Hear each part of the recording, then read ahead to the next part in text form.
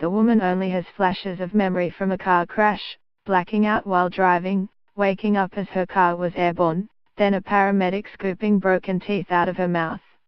The former nurse fell asleep at the wheel and crashed into a sandstone wall soon after being discharged from Brisbane Waters Private Hospital, having been cleared to drive home despite a history of insomnia, spontaneous sleeping, and being on a combination of psychoactive drugs.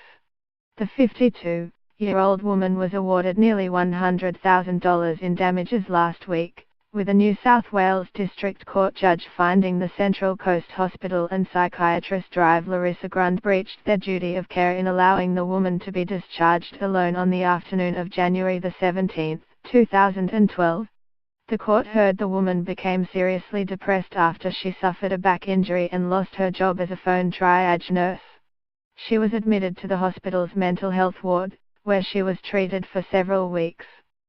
During the time she could not sleep at night and paced the hospital corridors, or sat in the TV room. Hospital records showed she was given sedatives, including Stilox, and the opioid painkiller Oxycontin, and often fell deeply asleep during the day. She saw Drive Grund the day before she was discharged and expressed concern about being drowsy, but the psychiatrist told her she would be fine to drive home, the court heard.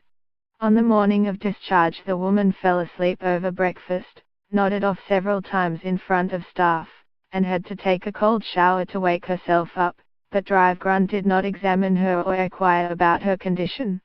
Another patient told court it was obvious the woman was very tired that morning, and the hospital staff were annoyed with her for continually falling asleep well past the scheduled discharge time of 10 a.m.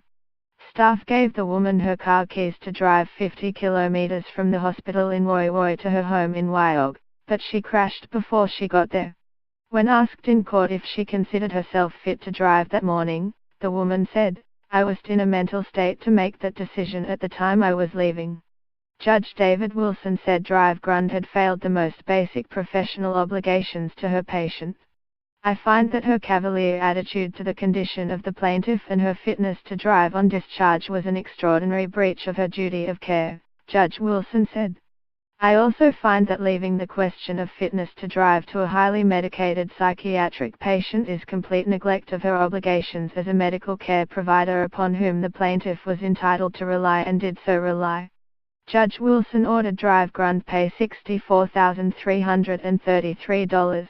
And the hospital pay $32,167 in damages, indicating their levels of liability.